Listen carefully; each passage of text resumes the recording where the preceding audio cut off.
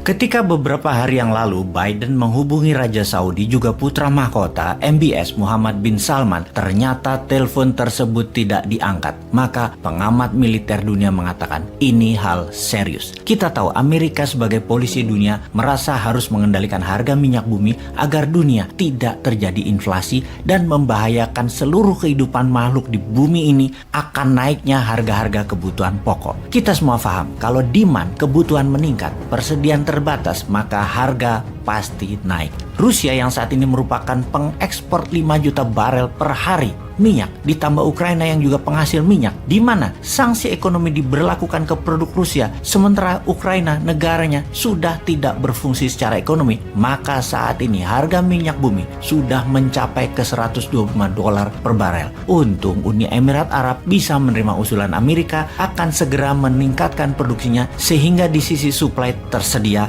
banyak, dan rumor itu cukup membuat harga minyak bumi turun ke harga $106 per barelnya hari ini. Namun Arab Saudi, penghasil 40% kebutuhan dunia akan minyak, tidak mau meningkatkan kapasitasnya karena sangat menikmati naiknya harga saat ini. Kita tahu Saudi adalah sekutu Amerika, namun untuk satu hal ini, meningkatkan produksi minyak, Biden telepon gak diangkat adalah bentuk perlawanan Saudi, bentuk ketidaktaatannya MBS kepada Biden. Harga minyak di atas $105 per barel membahayakan ekonomi Amerika. Titik rapuhnya adalah ketika harga minyak bumi di atas $125 per barelnya. Kita bahas mengenai geopolitik dunia sebelum membahas rinci masalah efek kenaikan harga minyak bumi ini. Tidak tunduknya Arab Saudi menambah deretan negara-negara dunia melawan hegemoni Amerika. Setelah Tiongkok melakukan banyak hal sejak tahun 90-an, mulai dari peniru atau imitating country, kemudian menjadi negara pencetak uang, kemudian menjadi negara penerima shadow banking, uang haram, puncaknya di tahun 2013 dengan strategi obor.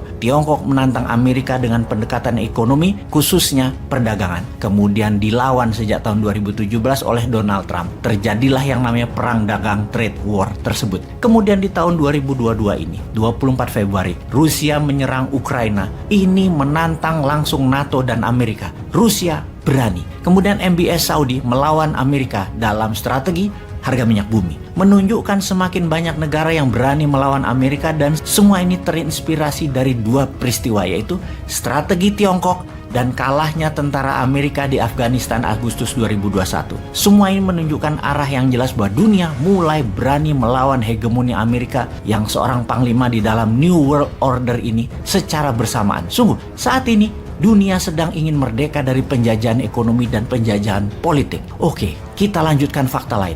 Saat ini, Jepang mengklaim balik Pulau Kuril yang menjadi wilayah sengketa dengan Rusia. 2 hari yang lalu Jepang mengklaim hal tersebut. Kuril Island menjadi bagian dari Jepang kembali, dan terlihat Jepang mengambil tindakan militer setelah Amerika menyetujui dan mengirim sebagian kekuatan naval dari Armada ke-7. Kuril Island sangat dekat dengan Okinawa, markasnya Armada ke-7, markasnya The Seventh Fleet. Apapun itu menandakan ketegangan semakin meningkat di dunia ini. Kita harus waspada. Indonesia harus waspada. Pemimpin tertinggi di banyak negara hampir semuanya sudah memberikan nation speech atau pidato kenegaraan resmi kepada rakyatnya apa yang negara akan lakukan kalau skenario terburuk terjadi. Oh, gua lupa. Bos tertinggi kita semuanya nggak pernah formal ngomongnya, terkadang terkesan no direction, sehingga menteri utama yang mengarahkan perintahnya, bukan seperti Zelensky yang memimpin langsung dengan gagahnya tanpa pakai menteri-menterinya.